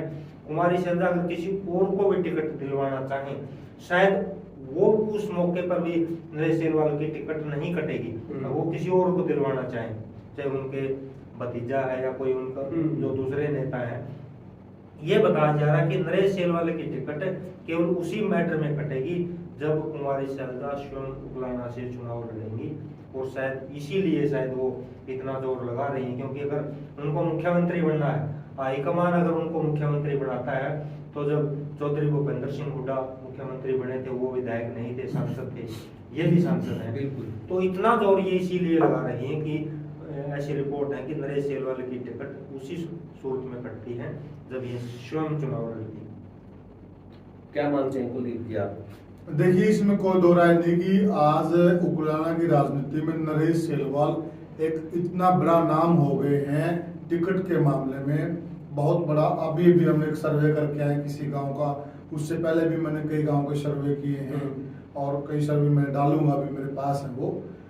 किसी से पूछ लीजिए आप, बुजुर्ग हो, बच्चा हो, महिला हो, नौजवान हो, किसी से पूछ लीजिए आप, एक ही नाम निकलता सबसे पहले, नरेश सेलवाल, नरेश सेलवाल।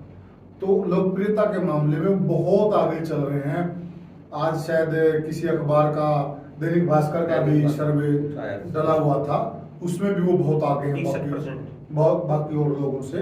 तो नरेश सेलवाल की टिकट तभी कट सकती है जब कोई बड़ा चेहरा उनके सामने खड़ा कर दिया जाए, क्योंकि हमने गत जो लोकसभा चुनाव था, गत लोकसभा चुनाव में देखा कैप्टन अभिमन्यु सभी सर्वे में आगे थे लोकसभा टिकट के लिए हिसार से। तो वहां पर एक जाल बुना गया खट्टर द्वारा, वो नहीं चाहते थे कि कैप्टन को टिकट मिले, और कैप्टन जीत कर आ गया तो फिर वो बहुत बड़ा जाट नेता बन जाएगा और एक ये बात चलने लग जाएगी, भाई नेता तो है, देखो ये जीत के आ गया है। तो उनको कौन काट सकता है? तो वो फिर वहां किसको लेके आए?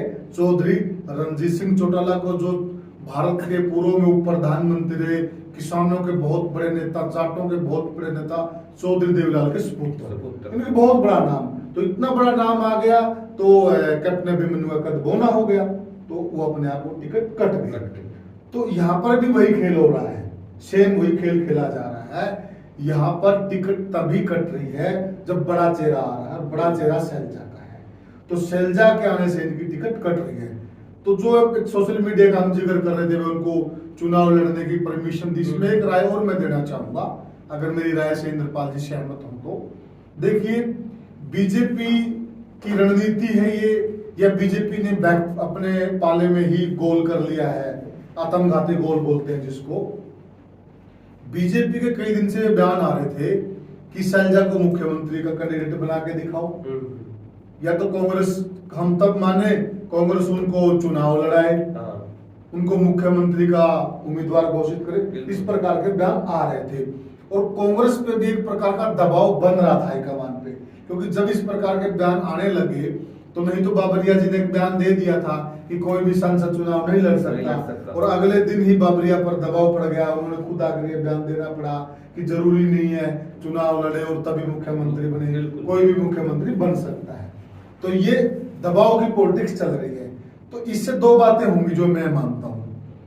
अगर सैलजा जी चुनाव लड़ती हैं तो पूरे हरियाणा प्रदेश के अंदर जो एससी समाज है, खासकर चमार वोट है, उसको साफ संकेत जाएगा कि इस बार हमारी बेटी मुख्यमंत्री बनने वाली, तो वह वोट कांग्रेस के प्रति लामबंद होगा। अब नुकसान सुन लीजिए, इसका नुकसान जाट वोट में हो सकता है। जो जाट वोट यह मान के चल रहा है कि मुख्यमंत्री तो केवल भूपेंद्र सिंह हुड्डा ही बनेंगे, तो जब कुमारी सैलजा जी विधानसभा का चुनाव लड़ेंगी तो जाट वोट में भी देख संकेत जाएगा कि जरूरी नहीं है हुड्डा साहब सीएम बने, बिल्कुल जाएगा। तो जाट वोट जो बीजेपी की तरफ की है, कांग्रेस की तरफ इतना अग्रसर हो रहा है, तो वो थोड़ा बहुत छिटक कर बीजेपी की तरफ जा सकता है। दूसरा बीजेपी को क्या फायदा हो सकता है? दूसरा बीजेपी को यह फायदा हो सकता है, जो अभी अभी कोर्ट का एक फैसला आया है, जो रिजर्वेशन था, रिजर्वेशन में क्या था, एक ऐसा वर्ग है जो एसटी वर्ग कह लीजिए या एससी वर्ग में एक उपेक्षित वर्ग है। उनका यह मानना है, क्योंकि हमारे भी कई नेताओं से बात होती, मेरे भी कई दोस्त जो और समाज से आते हैं और अदर इस प्रकार का समाज उससे वो आते हैं, उनका यह मानना, हमें जो आरक्षण मिला उस आरक्षण का सारा लाभ चमार जाति उठा लेती है, क्योंकि वो अग्रणी जाति है, एससी में लीडर जाति है, वो पढ़े लिखे उसी जाति में जाते हैं, तो नौकरियां तो हमारी सारी वो ले जाते हैं, हमें तो लाभ मिला ही नहीं। तो जो यह एक निर्णय आया है, इससे एक डिवाइडेशन हुआ है, और ये अब इस राज्य में आया है, तो जाहिर सी बात है, तो जो वह एक तबका है जिसको बीजेपी भी चाहती है कि एससी में भी डिवाइडेशन हो। जब डिवाइडेशन होगा ना एससी में, तभी तो बीजेपी को कुछ लाभ मिलेगा, तो वहां एक बीजेपी को लाभ मिल सकता है। कुलदीप जी ने आत्मघाती कदमों की बात की थी। कल हमारे राज्य मंत्री जेजेपी से जो विधायक रहे थे, मंत्री रहे थे, उन्होंने भारतीय जनता पार्टी ज्वाइन की।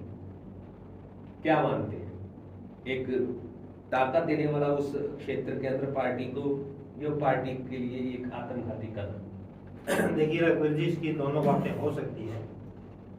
एक बात तो ये उभर कर आ रही है कि जब से नायब सिंह सैनी प्रदेश के मुख्यमंत्री बने हैं और जिस प्रकार के डिसीजन उन्होंने लिए हैं और खासकर मनोहर लाल जी के फैसलों को उन्होंने बदला है, तब से एक चर्चा चल पड़ी कि नायब सिंह सैनी अच्छे मुख्यमंत्री हैं और शायद यही बात मनोहर लाल जी को हजम नहीं हो रही। एक रिपोर्ट ये भी है आम आदमी की, जो बुजुर्ग हैं वो जो कुछ बोलते हैं वो लास्ट में जाके सच होता है, सही बात है, अनुभव होता है। तो वो ये मानकर चल रहे हैं कि मनोहर लाल जी नहीं चाहते कि बीजेपी तीसरी बार आए, और वो हाईकमान को ये कहने में कामयाब रहे कि अगर मैं मुख्यमंत्री होता तो तीसरी बार, यानी कि बीजेपी अगर हरियाणा में थी तो केवल तो इसमें मनोहर लाल जी के इसमें तो इंद्रपाल जी पर वही वाला चुटकुला हो गया ना, वो एक ट्रेन में एक परिवार सफर कर रहा होता है, तो उसमें एक पहलवान चढ़ता है और वो उस बंदे को बोलता भाई खड़ा हो मैं बैठूंगा, वो कहता भाई मैं पहले से बैठा हूँ आप क्यों बैठोगे, वो उसका दो लगाता है, ठीक है, और वो जब उसका दो लगते वो पहलवान तगड़ा उसको उठना पड़ता है, उसको लगता है यार मेरी तो बेइज्जती हो गई, पूरे परिवार के सामने बेइज्जती हो गई, मैं अपनी इज्जत कैसे बचाऊं, वो कहता इधर आ भाई मैं तेरा जब मानूं तो मेरे भाई ने बिठा के दिखा दे, वो पहलवान होता वो भाई के भी दो पेलते हैं, तो फिर वो भाई सोचा यार मेरी बेइज्जती होगी, तो वो कहे मैं जब मानूं उनका एक साथ में बटे होता है हमारा बटे उन्हें उठा के दिखा, वो बटे कहने का भाव ये कि वो इस चक्कर में सारे परिवार को पिटवा देते हैं। बाद में उनसे पूछा जाता है भाई आप तो पिट लिए थे तो सारा कुनबा क्यों पिटवा दिया, बोला भाई इन सारे हम बराबर के हो गए, इनमें अगर आ जाके यूं कह सकूं भाई मैं कल्ला को नहीं पिटिया और ये सारे पिटे। तो कहीं ना कहीं खट्टर साहब यह कहना चाहते हैं कि मेरे हटने से बीजेपी राज्य में कमजोर हो गई है, तो इसलिए वो सारी बीजेपी को पिटवाना चाहते हैं और लास्ट में वो अपनी बात को सही कर पाए, सच्चा साबित करना चाहते हैं। और रघुवीर जी इसमें जो दूसरी बात रह जाती है वो ये भी हो सकती है कि अगर हिसार लोकसभा क्षेत्र की बात करें तो ऐसे रिपोर्ट आ रही है बीजेपी की तरफ से कि बीजेपी ने नुचाना और उकलाना को एक प्रकार से छोड़ दिया, एक प्रकार से उकलाना नुचाना को जी हार मान ली है, अपने भरोसे में छोड़ दिया, ठीक है, और नानुंद को कैप्टन अभिमन्यु के भरोसे छोड़ दिया, ये करेंगे यही करेंगे, ठीक है। तो इसमें ऐसा भी हो सकता है कि जो अनूप धानों को ला रहे हैं ये भविष्य की रणनीति हो, क्योंकि बीजेपी के पास आज के दिन धानक बिरादरी का बड़ा नेता नहीं है। सुनीता दुग्गल जो थी उनको मनोहर लाल जी बताते कि पसंद नहीं करते, उनको बैकफुट पे भेजना है, उनकी पूर्ति करने के लिए किसी धानक नेता की जरूरत है, और जिसके नाम के साथ एक बार मंत्री जुड़ जाता है। अनूप धानक ने उकलाना विधानसभा क्षेत्र में काम नहीं की, इसके बारे में कोई दो रहे नहीं, लेकिन इसको 90 विधान बरवाड़ा में आप मान सकते हैं, बरवाड़ा के लोग भी जानते होंगे, लेकिन जो 88 विधानसभा क्षेत्र और बच गए उनको नहीं पता कि अनूप धानक ने क्या किया है क्या नहीं किया। तो मुझे लगता है कि दोनों का स्वार्थ है, बीजेपी का यह स्वार्थ हो सकता है कि अनूप धानक को एक धानक नेता के रूप में पेश किया जाए। बीजेपी में तो आप मनोहर खट्टर ही कह रहे हैं ना, आज तक ये चल रहा है मतलब तुम मनोहर खट्टर ही कह रहे हैं। चल देखिए नायब सिंह सैनी जी से भी कोई प्रकार के अगर कोई मिलने जाता है, कोई संगठन या कोई भी मिलने जाता है तो वो कहते हैं कि आप मनोहर लाल जी से मिल लीजिए, इसका सीधा सीधा मतलब है कि अभी तक उनकी चल रही है, ठीक है। अनूप धानक जी का भी ये स्वार्थ हो सकता है कि जो जेजेपी थी एक क्षेत्रीय पार्टी थी और वो उभरेगी तो 10 साल के लिए तो बिल्कुल ब्रेक है, 10 साल के बाद इनकी ये वृद्ध नेता हो जाएंगे, तो ये भी इनका भी ये स्वार्थ है कि बीजेपी में टिकट मिलो या ना मिलो, अगर सरकार आती है 2024 में आए या 2029 में आए, जो मंत्री पद उनको मिला था उसके कारण अगर वो टिकट नहीं मिली तो किसी न किसी प्रकार का चेयरमैनी का पद और अन्य लाभ मिल सकते हैं। तो जैसे ये चर्चा आई है इसमें अनूप धानक जी पार्टी में जुड़े हैं और पार्टी में जुड़ने के बाद उनको टिकट मिलने की चर्चाएं जोर पकड़ गई हैं। सोशल मीडिया पर मैसेजेस की बाढ़ आ चुकी है जिसमें भारतीय जनता पार्टी के पदाधिकारी स्पष्ट तौर पर लिख रहे हैं अगर उनको टिकट दी जाती है तो सबसे पहले विरोध करने वाले हम होंगे। तो क्या लगता है कि ऐसी स्थिति होने के बावजूद भी क्या पार्टी ऐसे कदम उठा सकती है? देखिए पहले मैं उस बात पे आऊंगा, मैं पहले जो इंद्रपाल जी ने जिक्र किया भाई इनको लाने का लाभ क्या हो सकता जो आपने कहा था। देखिए ये जग जाहिर है, हम मानते हैं कि जो 80% जो जनता है हल्का उकलाना की वो इनके अगेंस्ट होगी कामों से, परंतु जो ये उपेक्षित समाज होते हैं ना, जैसे धानक समाज आ गया, इस तरह के समाज में कोई भी नेता इनका अगर मंत्री पद तक चला जाता है, ये इस प्रकार के समाज हैं, ये उसका साथ देते हैं। आप धानक समाज में सर्वे करवा लो, मैं डंके की चोट पे कहता हूँ 90% धानक समाज इनके साथ खड़ा हुआ मिलेगा। बिल्कुल ठीक है, तो अपने समाज के तो वो नेता हैं, इसमें कोई दो राय नहीं है। तो बीजेपी को और क्या चाहिए? बीजेपी को यही तो चाहिए ना, इस प्रकार के जो छोटे छोटे समाज हैं वह उनको पकड़े और उस वोट को इकट्ठा करे। उसको इतने सपोर्ट की जरूरत है तो वो उस रणनीति में कहीं न कहीं सफल हो सकते हैं। परंतु हम बात तक खिलाफत की, अनूप धानक जी आज कल अपने इस क्षेत्र में एक वो सिद्धू साहब कहते थे भाई, पिछले चुनाव में डायलॉग चलता था भाई कांग्रेस तो मुन्नी से भी ज्यादा बदनाम है। तो अनूप धानक जी इस क्षेत्र में आजकल मुन्नी से भी ज्यादा बदनाम है, इसमें कोई दो राय नहीं है। बदनाम हम उस वे में नहीं कह रहे, बिल्कुल बिल्कुल हाँ, कभी ये दर्शक गलत ना समझ ले। बदनाम का मतलब ये है कि आजकल लोग इनसे चिढ़ते हैं क्योंकि जनता ने जो इनसे उम्मीदें थी उस उम्मीद पे ये खरा नहीं उतर पाए हैं, और इस वजह से लोग मतलब चाहते हैं कि जो हमारे काम होने चाहिए थे, जितने हमने इनसे उम्मीद लगाई थी उस प्रकार से हमारे काम नहीं हुए हैं, और काम लगभग सबके होते भी नहीं हैं, ये भी सच्चाई है। कोई भी कितना बड़ा लीडर हो काम नहीं होते हैं, देखिए। लेकिन इसमें यहाँ इनकी तारीफ भी करनी होगी, शरीफ स्वभाव के हैं। जब भी कोई इनके साथ काम के लिए गया और कोई ऊंची आवाज में गुस्से में बोला तो कभी इन्होंने पलट के जवाब नहीं दिया किसी को भी, ठीक है, शांत स्वभाव के हैं। परंतु यह भी एक राजनीति का शिकार हो गए। ये कहने को तो मंत्री थे लेकिन इनके ऊपर दो आका थे। एक तो दुष्यंत जी बैठे थे इनके ऊपर, उनकी मर्जी के बगैर पत्ता नहीं हिलता था। दूसरे खट्टर साहब भी इनके ऊपर बैठे थे, तो ये अपनी मर्जी से कुछ कर तो नहीं पाए ना, कर तो नहीं पाए। अगर इन दो का नाम लोगे तो एक तीसरा आका और था इनके ऊपर, जो खुद कहते हैं, अच्छा, वो नाम है राजेंद्र लितानी। राजेंद्र लितानी खुद कहते हैं कि राजेंद्र लितानी मेरे बॉस थे, उन्होंने मुझको कुछ करने नहीं दिया। जब इन्होंने पार्टी छोड़ी तो बिल्कुल स्पेशल आरोप ना इन्होंने दुष्यंत के ऊपर लगाया ना मनोहर लाल के ऊपर लगाया। अगर इस तरह का आरोप लगाया है तो कि मेरे बने बैठे थे ऊपर। अब देखो तीन जिसके ऊपर आका हो क्या कर लेगा जी, ठीक है, ये तो बलि का बकरा बन रहे हैं। नहीं, एक तीसरे तो ये स्पष्ट है ना, जनता भी अब देखेगी। जब एक पद हमने दे दिया, दो बार उनको सुशोभित कर दिया और राज्य मंत्री भी रहेगी, तो जनता को तो अपना नेता हमेशा दबंग ही चाहिए होता है। देखो दबंग चाहिए होता, लेकिन दबंग तो ये पहले से भी नहीं थे। जनता को क्या इस बात का पता नहीं था भाई जी, ये इनका जो स्वभाव रहा शुरू से नरम स्वभाव के रहेंगे। मैं बहुत पहले से इनको जानता हूं। उससे ज्यादा अगर हम ये कहें कि ये कर्म के धनी रहे हैं, मतलब लेकिन भाग के बड़ी बात तो ये है ना, बड़ी बात ये है कि सब में सब कुछ समा जाता है। जो इनको टिकट मिली थी वो जग जाहिर बात है ना। इनके जो आका थे, पहले आका थे इनके उम्मीद सिंह लोहान, जिनके पास ये शुरुआत से समय से लगे रहे हैं, और इनके आका की तो टिकट कट गई। देखो आप, किस्मत के तो धनी है, और उस आका ने अपनी टिकट कटवाकर इनको टिकट दिलवा दी और ये कामयाब हो गए। और दूसरी बात, परिस्थिति ऐसी बनी, दो बड़ी क्षेत्रीय राष्ट्रीय पार्टियों ने जो डिसीजन लिया टिकट के मामले में, तो वो ऑटोमेटिक इनकी झोली में वोटों की बरसात हो गई। इनके कर्म के मामले अगर बात करें, इनके जो काफी नजदीकी हैं वो अब भी इनको इस तरह को प्रोजेक्ट कर रहे हैं। इनके नजदीकियों का कहना है कि अगर कांग्रेस की टिकट पर खासकर नाम लेते हैं, अगर कुमारी शैलजा के जो भतीजे चंद्र अगर वो आ गए, क्योंकि उनकी लंबी चौड़ी पहचान हल्के में नहीं है, तो अनूप धानक के जो नजदीकी हैं बिल्कुल क्लोज, उनका ये भी कहना है कि भाग्य के धनी हैं।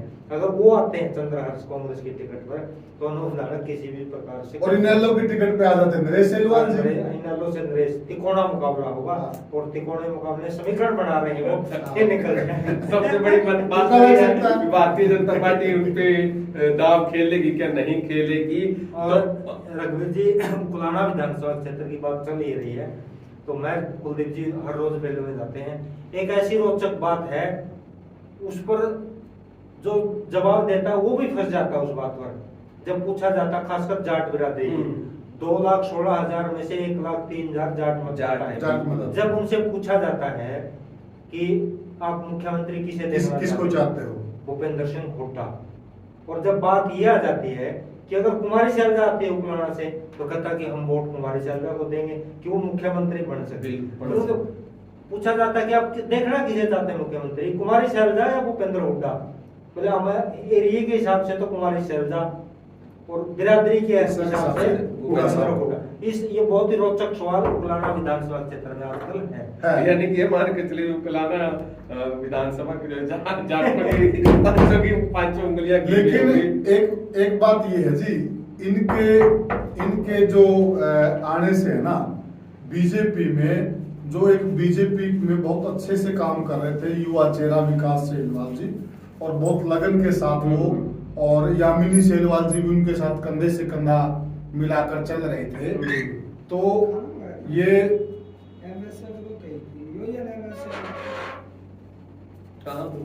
तो जो बिल्कुल बहुत ही अच्छे से मेहनत कर रहे थे, तो उनको कहीं कहीं धक्का लगा है। बहादुर सिंह नैंथला जी भी, बहादुर सिंह नैंथला को भी धक्का लगा है, और भी कई चेहरे हैं जिनसे मतलब वो एक प्रकार से थोड़ा सा कह सकते हैं मानसिक उनको थोड़ा सा एक दर्द हुआ है। ऐसा नाम जो एकदम से उनके ऊपर आ गया है, हेलीकॉप्टर शॉट कह सकते हैं, पैराशूट से आया हुआ कैंडिडेट हो गया ना ये किस्म का। अब देखिए विकास सेलवाल जी बहुत लंबे समय से जनता के बीच में एक युवा चेहरे के रूप में वो है अपनी पहचान बना रहे हैं, और उनकी कहीं कहीं पहचान बन भी रही है, इसमें कोई दो राय नहीं है।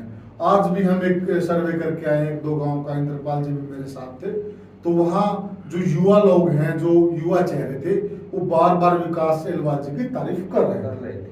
तो एक वो अच्छा विकल्प बन रहे थे बीजेपी के रूप में, एक अच्छे प्रत्याशी के रूप में उभर रहे थे। तो जो इस प्रकार के युवा चेहरे, और संघ ने भी कहीं न कहीं एक कहा है कि जो युवा और नए चेहरे हैं उन पर बीजेपी को दाव लगाना चाहिए, तो बीजेपी को कामयाबी हासिल कर, तो उस प्रकार के चेहरों को नुकसान पहुंचेगा, धक्का लगेगा। बिल्कुल इंद्रपाल जी, उसी पे मैं भी आपका एक कमेंट लास्ट में चाहूंगा। जो स्थिति जो है फिलहाल अनूप धानक जी के बीजेपी में शामिल होने से बनी है, जो नेता जो है पिछले कई सालों से 6-6 साल से 7-7 साल से पार्टी को मजबूत कर रहे हैं, पार्टी का झंडा बुलंद। वीडियो शेयर करोगे दोस्तों? ज्यादा से ज्यादा शेयर कर दो भाइयों। तो इतना बड़ा प्रोग्राम तो शायद आज तक में भी नहीं आता होगा, आपके लिए बनाया है ना ब्रेक। एक बात ये भी है, बड़ी बात आप कोई ब्रेक नहीं भाई, बिल्कुल भूख मिलावरी सच्चाई है, आप बढ़िया खातर बैठे हैं। तो इस वीडियो को ज्यादा से ज्यादा शेयर कर दो, सुबह तक इतने शेयर होने चाहिए भी जो पार्टी टिकट देने वाले भी है ना, वो भी हमारी वीडियो देख के डिसाइड करें किसको टिकट देनी है। तो क्या लगता है विकास सेलवाल, बहादुर सिंह नैंथला जो फिलहाल भाजपा की टिकट के दावेदार थे, जो बहुत नाम ऊपर है, और इनके साथ ही अगर हम पूर्व में जो प्रत्याशी रही थी सीमा गैरीपुर जी का, उनका भी नाम ले लेते हैं, तो ये ऐसे नाम थे जो अनूप सिंह धानक जी के आने से पहले चर्चा में थे, और अब एकदम से मतलब ये बैकफुट पे आ गए हैं, या अभी भी कोई संभावना है? देखिए रघुवीर जी, कोई बैकफुट पर नहीं है, पूरी संभावनाएं हैं। बहुत से लोगों का यह कहना है कि अनूप धानक केवल अपने भविष्य को सुरक्षित करने के लिए भाजपा में आए हैं, लंबी चौड़ी टिकट की उनकी विचार नहीं है, ये अफवाहें हो सकती हैं। और जो जींद की रैली थी उसमें अमित शाह नहीं आए, मनोहर लाल जी नहीं आए, उसके बाद भी ये पूरी संभावनाएं बन रही हैं कि अनूप धानक को टिकट नहीं मिलेगी, क्योंकि अमित शाह और मनोहर लाल जी के बीच थोड़ी बहुत मनमुटाव है। ऐसा भी बताया जा रहा है कि मोदी जी की उपस्थिति में अमित शाह जी ने मनोहर लाल जी को फाइल सौंप दी थी, और ये बोल दिया था कि सरकार हरियाणा में आपके लानी है तो आप लाओ, आपके तरीके से लाओ। उसके बाद मनोहर लाल जी बैकफुट पर हैं। उनको भी उम्मीद नहीं थी कि इस भाषा का प्रयोग अमित शाह जी कर सकते हैं। और जब टिकट वितरण कमेटी हरियाणा की बैठी थी, वहां पर भी विवाद हुआ है। जिस भी सीट का जिक्र आया, बताते हैं कि मनोहर लाल जी ने प्रत्येक सीट पर यह कहा कि मैंने इस सीट को उस नेता को फाइनल कर दी है, ये सीट उसको फाइनल कर दी है। उसके बाद कुलदीप बिश्नोई, राव इंद्रजीत, ओम प्रकाश धनखड़, कैप्टन अभिमन्यु, जो ये नेता थे, इन्होंने कहा कि आप कौन होते हैं टिकट फाइनल करने वाले? आप कमेटी के एक मेंबर हैं, हम भी कमेटी के मेंबर हैं, या तो कमेटी करेगी। अगर आपने कर दी तो आप करो, आपने जो कुछ करना है। ये इसके बाद मनोहर लाल जी बैकफुट पर हैं और इसीलिए जो बीजेपी की लिस्ट है वो अटकी हुई है। तो मुझे नहीं लगता कि रिपोर्ट ये प्राप्त हो रही है कि अमित शाह जी, जोगीराम शिहाग और आपका अनूप धाड़क, ये जो जेजेपी के बीजेपी में आए हैं, राम कुमार गौतम, इनको पार्टी ज्वाइन करने में खुश नहीं थे। मनोहर लाल जी ने इनको ज्वाइन करवाया है। तो मुझे नहीं लगता कि ये टिकट अब मनोहर लाल जी उतनी पावर है कि वो उनको अकेले बैकफुट पर यानी कि हम फालतू ही दूसरी पार्टियों का जिक्र करते हैं, व्यक्ति के ऊपर केंद्रित पार्टियां हैं, चाहे हम परिवारवाद की बात करें तो ये सीधा सीधा उदाहरण बीजेपी भी कि अगर मनोहर कटरी ये पेश करना चाह रहे हैं कि मैं ही सो हूँ, सब कुछ मैं ही हूँ। बिल्कुल। और मुझे लगता है कि अगर नरेश सेलवाल की टिकट कटी तो शुरू से ये बताया जा रहा था, जब पैनल बना था जिसमें शुरू में नाम गया था बहादुर सिंह नंगथला, सीमा कैबीपुर और विकास सेलवाल, और इस पैनल के साथ पार्टी ने अपने लेवल पर नरेश सेलवाल को रखा था। नरेश सेलवाल से हालांकि उनकी बात नहीं हुई होगी, लेकिन ये ऑप्शन जरूर था कि अगर नरेश सेलवाल की टिकट कटती है तो मुझे लगता है कि अनूप धाड़क की बजाय ज्यादा निगाहें बीजेपी की नरेश सेलवाल से हो सकती है। बिल्कुल। तो साथियों, ये थे हमारे आज की रिपोर्ट जो हमने प्राप्त की थी विभिन्न सूत्रों से और आपके साथ साझा की। वीडियो को आप जितना ज्यादा शेयर करेंगे हमें भी उतनी हिम्मत मिलेगी, ताकत मिलेगी काम करने की। विभिन्न सूत्र जो हमारे होते हैं, कुछ दर्शक करेंगे नारनौंद पे चर्चा कर दो, वो सुबह करेंगे साथ। नारनौंद आप काफी लेट हो जाए, नारनौंद पे स्पेशल हम रिपोर्ट लेकर आएंगे और आपके साथ चर्चा अवश्य करेंगे। सुबह आपको 10 बजे तक दे देंगे रिपोर्ट, ठीक है। तो आज तो हम आपसे इजाजत चाहेंगे और केवल इतनी रिक्वेस्ट चाहेंगे, जिस भी चैनल पर, जिस भी प्लेटफॉर्म पर आप इस वीडियो को देख रहे हैं, उस प्लेटफॉर्म को आप लाइक कीजिए, सब्सक्राइब कीजिए, फॉलो कीजिए, कमेंट कीजिए और शेयर कीजिए। तो अब हम आपसे लेते हैं इजाजत। बहुत बहुत धन्यवाद। राम राम साहब।